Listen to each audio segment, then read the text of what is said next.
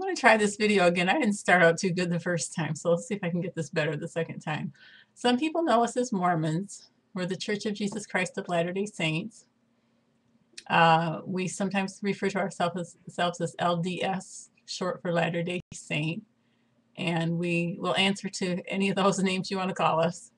But I wanted to just make a brief synopsis of the most recent counsel that we've received from what we call our general authorities. Our general authorities are three men that we refer to as the First Presidency, which is the president of the church, his first counselor, and his second counselor. So if you ever hear Latter-day Saints talking about the First Presidency, it's the president and his two helpers. And then we have what we call the Council of the 12. And those are, we believe, our 12 apostles. And then we have the other presiding authorities of the church. And when we talk about general authorities, it's that whole group combined. Quite a few people there. The other group is, besides the First Presidency and the 12, are the 70, SEVENTY, and they're area presiding leaders as well. They have the earth has different regions that they have different presiding authorities that travel to and from those regions. All is safely gathered in is the name of the most recent counsel that we were given from our general authorities. And it is dated March of 2007, and it's a message from the First Presidency. So when the whole church worldwide, about 14 million members, receives general counsel for all the members of the church, it comes from the First Presidency. And the beginning of the introduction says, "Dear brothers and sisters," and this is from the First Presidency, "Our Heavenly Father created this beautiful earth with all its abundance for our benefit and use. His purpose is to provide for our needs as we walk in faith and obedience. He has lovingly commanded us to," quote, prepare every needful thing," unquote, "so that should adversity come, we may care for ourselves and our neighbors and support bishops as they care for others." Our bishops would be like our pastor or our like a pastor. We of a local congregation, about maybe 250, 300 people, give or take a little. That's a roundhouse estimate. We encourage members of the church worldwide to prepare for adversity in life by having a basic supply of food and water and some money in savings. We ask that you be wise as you store food and water and build your savings. Do not go to extremes. It is not prudent or wise. For example, prudent is what they've said here, but I'm just paraphrasing. It is not, I shouldn't paraphrase, it is not prudent, for example, to go into debt to establish your food storage all at once. With careful planning, you can, over time, establish a home storage supply and a financial reserve. We realize that some of you may not have financial resources or space for such storage. Some of you may be prohibited by law from storing large amounts of food. We encourage you to store as much as circumstances allow. May the Lord bless you in your home storage efforts, the First Presidency. Then they have it broken down into categories. It says the basics of family home storage. The first category is the first category is 3-month supply. Build a small supply of food that is part of your normal daily diet. One way to do this is to purchase a few extra items each week to build up a 1-week supply of food. Then you can gradually increase your supply until it is sufficient for 3 months. These items should be rotated regularly to avoid spoilage. The second category listed is drinking water. Store drinking water for circumstances in which the water supply may be polluted or disrupted. If water comes directly from a good pre-treated source, then no additional purification is needed. Otherwise, pre-treat water before use. Store water in sturdy, leak-proof, breakage-resistant containers. Consider using plastic bottles commonly used for juices and soda, because those are food-safe plastics. So if you're going to store drinking water, I'm just going to add that in there. That should be stored in a food-safe plastic. So if it had juice and soda in it, it's going to be a food-safe plastic.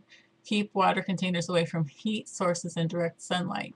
Then it says financial reserve. Establish a financial reserve Establish a financial reserve by saving a little money each week and gradually increasing it to a reasonable amount.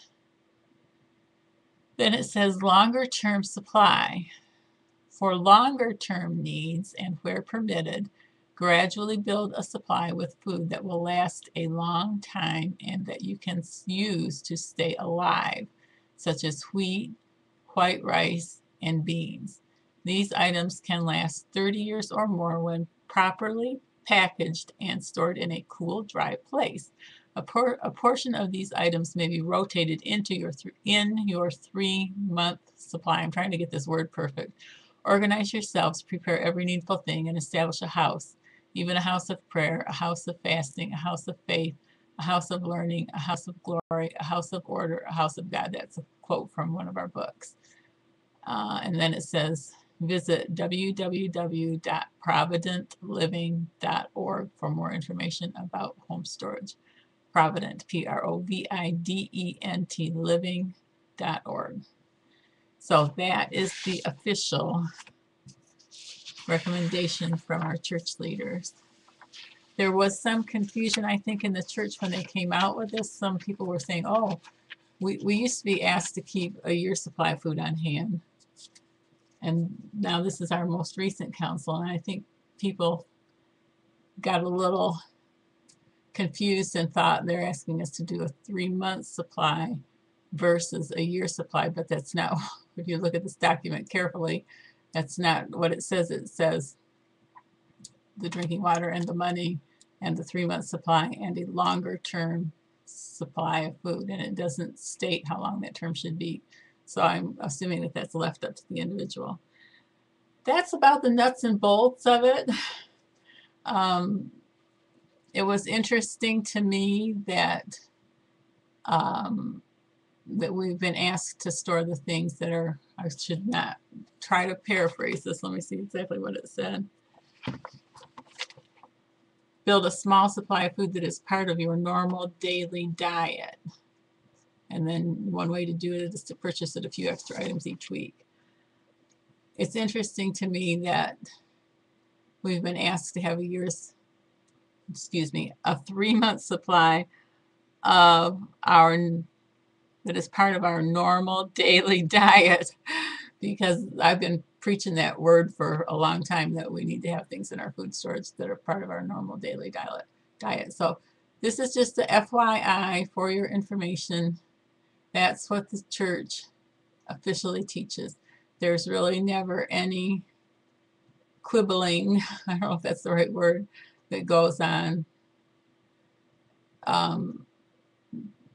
There's really no back and forth about, well, what we should do or what we shouldn't do, because when we receive directives from the headquarters of the church, they're very clear, and the members of the church are very much in agreement that we sustain and support the things that are given to us from our first presidency and our general authorities. So generally speaking, you're going to find that Latter-day Saints are pretty compliant with the things that we've been asked to do.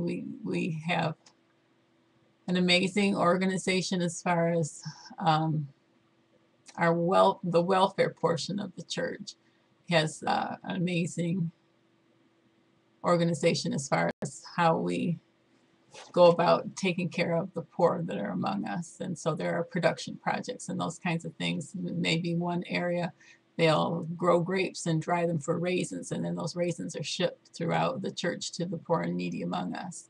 And so we have a network for our welfare services part of the church.